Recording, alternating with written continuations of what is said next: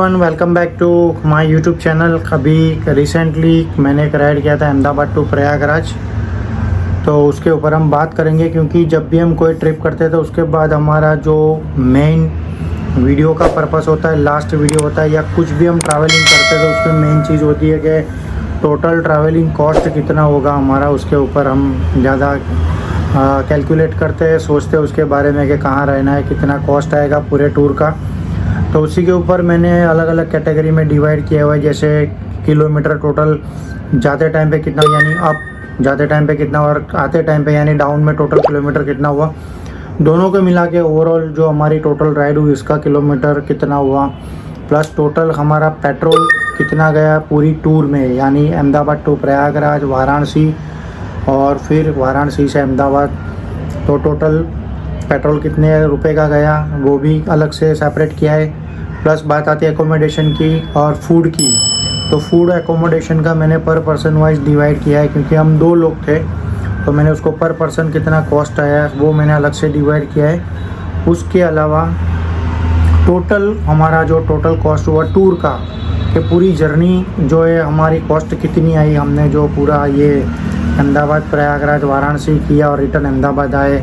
हमारी जो बाइक है बजाज एवेंजर क्रूज 220, जिसके ऊपर मैंने ये ट्रिप किया था, तो अलग अलग कैटेगरी में डिवाइड किया। जिसमें पहले आता है टोटल किलोमीटर, दूसरे पे आता है पेट्रोल, तीसरे पे आता है एकोमोडेशन और लास्ट में आएगा टोटल टूर कॉस्ट।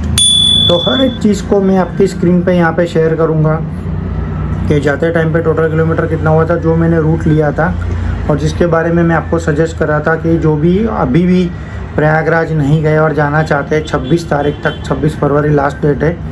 तो अगर आपका मेन पर्पस ये है कि आपको ट्रैफिक के झंझट में नहीं फंसना है और जल्द से जल्द जो है आपको स्नान करना है प्रयागराज में, त्रिवेणी में, तो कौन सा रूट लेना है जिसमें आपको जीरो ट्रैफिक, जीरो कंजेशन मिलेगा, आप डायरेक्टली वहाँ पे पहुँच सकते हो और आपका स्नान कंप्लीट हो जाएगा।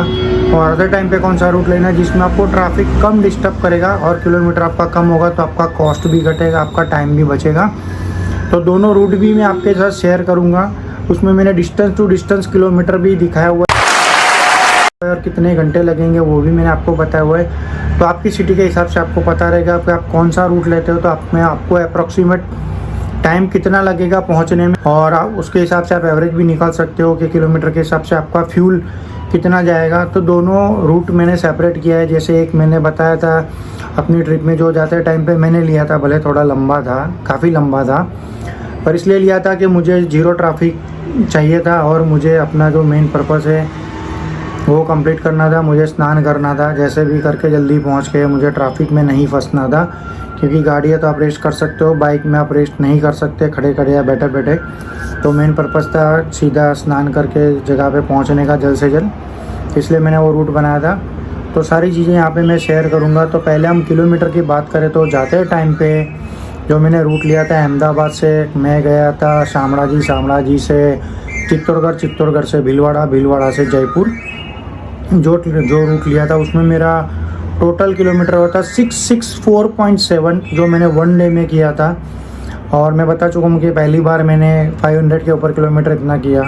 तो मतलब गॉड ब्लेसिंग हो सकती है, महादेव जी की कृपा हो सकती है कि मैंने एक ही दिन में, पहले ही दिन में इतना राइड किया। क्योंकि मैं फ्रिक्वेंट ट्रैवलर नहीं हूँ, कभी कभी टाइम मिलता है तो करता हूँ, पर 500 के ऊपर मतलब ये मेरा पहला राइड है जो मैंने इतना सारा किलोमीटर ड्राइव किया। दूसरे दिन हम गए थे जयपुर से लखनऊ, जो था 582.4 किलोमीटर। सो वो भी 500 के ऊपर था, तो वो भी मेरे लिए चैलेंजिंग था, पर हो गया। इस बार पता नहीं मुझे जाते टाइम पे आते टाइम पे कुछ भी थकान नहीं हुई, और आते टाइम का भी मैं एक्सपीरियंस शेयर करूँगा। फिर तीसरे दिन हम गए थे लखनऊ से वाराणसी।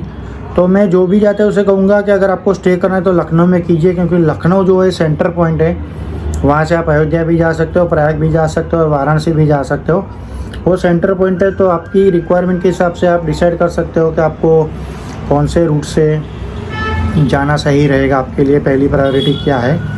सो अभी हम बात करेंगे रिटर्न की किलोमीटर के हिसाब से। तो जाते टाइम पे जो मेरा टोटल किलोमीटर हुआ था 1557.8, यानी 1557.8 किलोमीटर हमारा जाते टाइम पे हुआ था। और जब हम रिटर्न आए तो हम वाराणसी से हम आए प्रयाग, क्योंकि वाराणसी हमने पहले लिया था। सो वाराणसी से प्रयाग है 135.8 किलोमीटर। तो हमने कंप्लीट कर लिया था। ड्यूरेशन कुछ 2.5-3 घंटे का या 4.5 घंटे का कुछ था, एग्जैक्टली याद नहीं है, 4.5-5 घंटे का था। उसके बाद हम प्रयाग से हमको आना था रिटर्न डायरेक्ट भोपाल, पर प्रयाग के सिटी के ट्रैफिक में बाइक की तो भी हम इतना फंस गए कि 19 किलोमीटर कंप्लीट करने में हमको लग गए 2.5 घंटे। और इतना जाम था, बाइक था, फिर भी अगर गाड़ी होती तो हम 4-5 घंटे से पहले बाहर नहीं निकल सकते थे। इतना सिटी एरिया जाम है। इसके लिए हम लोग घूम फिर के गए थे, भले दूर हुआ, थोड़ा लंबा पड़ा फिर भी। तो फिर दूसरे दिन हम प्रयाग से हमको रुकना पड़ा मोद, जो कि क्या कहते हैं उसको, विशा का क्या कुछ ऐसा कुछ नाम है एमपी में, विदिशा से भी आगे, यानी विदिशा हमारा टारगेट रखा था, वहाँ तक भी हम नहीं पहुँच पाए। तो मोड़ करके एक विलेज था जहाँ पे अमोद या मोड़ ऐसा कुछ नाम था, वहाँ पे हम रुक गए। तो प्रयाग से वो हमें पड़ा 413.8 किलोमीटर, और इतना अंधेरा था और ठंडी इतनी थी एमपी में, मतलब पूरे हाथ सुखड़ गए थे। तो हमने हाईवे पे ही होटल ले लिया और वहीं पर ही रुक गए। जो डिटेलिंग वीडियो है आगे, उसमें सब आपको अपडेट मिलेगा। तो फिर अमोद से हमको पूरा खींचना पड़ा अहमदाबाद तक। वो था टोटल 804.6 किलोमीटर, यानी 17 घंटे हमने नॉन स्टॉप बाइक चलाया है। सिर्फ पेट्रोल, ब्रेकफास्ट और चाय के लिए रुके हैं, बाकी कहीं पर भी नहीं रुके। लास्ट दिन हमने 7:45 बजे सुबह राइड स्टार्ट की थी और रात को 1:45 बजे मैं घर पे आ गया था। तो मतलब 17 घंटे ऑलमोस्ट मैंने उस दिन बाइक चलाई थी लास्ट दिन पे, और मेरे खुद के लिए रिकॉर्ड था, क्योंकि मैंने कभी रात में 6 बजे बाद कोई बाइक नहीं चलाया, फिर भी मैंने इतना बाइक चलाया, वो भी एमपी वाले रूट पे, जहाँ पे आपको अनसस्पेक्टेड बम्प मिलेंगे, जिसका कोई साइन बोर्ड नहीं होगा, ना ही कोई बम्प के ऊपर कलर शेड मिलेगा कि आपको पता चले कि बम्प है। तो आप स्पीड में जा रहे हो, अचानक से आपको पता चलेगा कि भाई ये तो बम्प आ गया। और बम्प भी सिंपल से नहीं है, 3-3, 4-4 वाले बम्प है, वो भी बड़े बड़े। तो बहुत झटके मारेगी आपकी गाड़ी अगर आप फुल स्पीड में जाओगे। अगर 4 व्हीलर है तो एक्सेल टूट सकता है, 2 व्हीलर है तो आप बाइक से गिर सकते हो, या तो बाइक का जो है आपका, अगर एलॉय व्हील है तो व्हीकल का जो पहिया है फ्रंट व्हील वो बैंड हो सकता है। तो ये चीज़ ध्यान में रखना है एमपी वाले रूट पे। मतलब हम लोग जब उज्जैन गए थे तब भी हमने यही प्रॉब्लम फेस किया था। सस्पेक्टेड बम्प थे, अनएक्सपेक्टेड बम्प थे, जिसमें आपको पता भी नहीं चलेगा कि आगे बम्प है, क्योंकि कोई साइन ही नहीं है, प्लस रोड भी टूटा फूटा और ख़राब है। तो मैंने 2 गाड़ियों के एक्सीडेंट उसी रूट पे देखे। तो मैं कहूँगा कि भाई हो सके तो उस रूट पे दिन में चलाओ, रात को मत चलाओ, या तो रूट चेंज करो। सो ये जब हम रिटर्न आए तो हमारा टोटल किलोमीटर हुआ था 1354.2, यानी 1354.2 किलोमीटर हमने रिटर्न में चलाया। तो जाते टाइम और आते टाइम में टोटल जो किलोमीटर का डिफरेंस हुआ था वो 203.6 किलोमीटर हमारा एक्स्ट्रा हुआ। उसका रीज़न ये था कि जयपुर के जाते टाइम पे ट्रैफिक में हम इतना फंस गए थे कि गूगल मैप हम देख नहीं पाए कि एक्चुअली हमें आगरा साइड कहाँ जाना है। तो उसकी वजह से हम थोड़ा उल्टे चले गए दिल्ली साइड में। तो हमें 24, यानी टोटल हमने 31 किलोमीटर आने जाने का हमारा एक्स्ट्रा हो गया, ज़्यादा हुआ। नहीं तो 172.6 किलोमीटर हमारा एक्स्ट्रा होता अगर वो 31 किलोमीटर ज़्यादा नहीं होता, क्योंकि हमें लेना था आगरा के लिए राइट और हम चले गए लेफ़्ट, क्योंकि ट्रैफिक शाम को बहुत ही कंजेशन था। और गूगल मैप जब भी बाइक रुकता है तो एग्जैक्ट लोकेशन नहीं बताता है आपको कौन सी साइड जाना है। तो उसकी वजह से हमारे से गलती हो गई और हमारा आधा पौना घंटा भी उसमें सुबह निकलते टाइम पे ख़राब हुआ। तो टोटल किलोमीटर हमने कवर किया पूरी राइड में 2912 किलोमीटर, यानी उसमें जाने का भी आ गया और आने का भी आ गया। 2912 किलोमीटर जो है टोटल मैंने अपना जो एवेंजर क्रूज़ है उसको चलाया है। सो अभी किलोमीटर के बाद हम बात करेंगे पेट्रोल कॉस्ट की। वो मेन है कि भाई हम जो बाइक लेके गए उसमें हमारा पेट्रोल का कॉस्ट कितना आया। एवरेज आप निकाल लेना कि 2912 किलोमीटर चलाया, उसके सामने जो मेरा पेट्रोल कॉस्ट आया तो एवरेज कितना है वो आप निकाल के मुझे कमेंट करके बताना कि मेरे बाइक ने मुझे कितना एवरेज दिया। क्योंकि मैंने जाते टाइम पे 110 किलो की स्पीड पे कंटिन्यूस चलाया भीलवाड़ा हाईवे के ऊपर और जयपुर पे भी, और रिटर्न में कभी कभी 90, 100, 110 चलाया, पर बहुत कम, पर जाते टाइम पे बहुत चलाया, क्योंकि उसमें कहीं पर भी कोई बम्प नहीं है, रोड भी एकदम मक्खन वाला है, टॉप है, क्लीन है, आप बिंदास चला सकते हो, आपको दूर दूर तक पूरा रोड क्लीन दिखेगा। तो वहाँ पे मैंने स्पीड काफ़ी अच्छा लिया था। तो पेट्रोल जो हमारा टोटल गया था 7,308 रुपये का पेट्रोल मेरा टोटल गया, जिसमें आने जाने का सब आ गया। तो ये पूरा पेट्रोल कॉस्ट था। अभी हम बात करेंगे एकोमोडेशन की, जिसमें रहना और खाना दोनों मैंने इंक्लूड कर दिया है। तो मेरे अकेले का मेरा टोटल कॉस्ट आया 6,215, जिसमें रहने का भी आ गया और खाने का भी आ गया। तो हर एक वीडियो में मैंने हर एक होटल को दिखाया हुआ है जहाँ पे मैं रुका था, रूम का कंडीशन, फैसिलिटी। तो देख लेना कि भाई इतने प्राइस में हम लोग इतना दिन घूमे, यानी हम लोग 4 तारीख को निकले थे और मैं 9 तारीख को वापस आ गया। तो 5 दिन में टोटल किलोमीटर, एकोमोडेशन और फूड का मिला के 6,215 टोटल मेरा कॉस्ट आया। तो टोटल टूर कॉस्ट की बात करें जिसमें पेट्रोल, एकोमोडेशन के साथ हमारा टोटल कितना खर्चा हुआ उसके ऊपर हम बात करेंगे।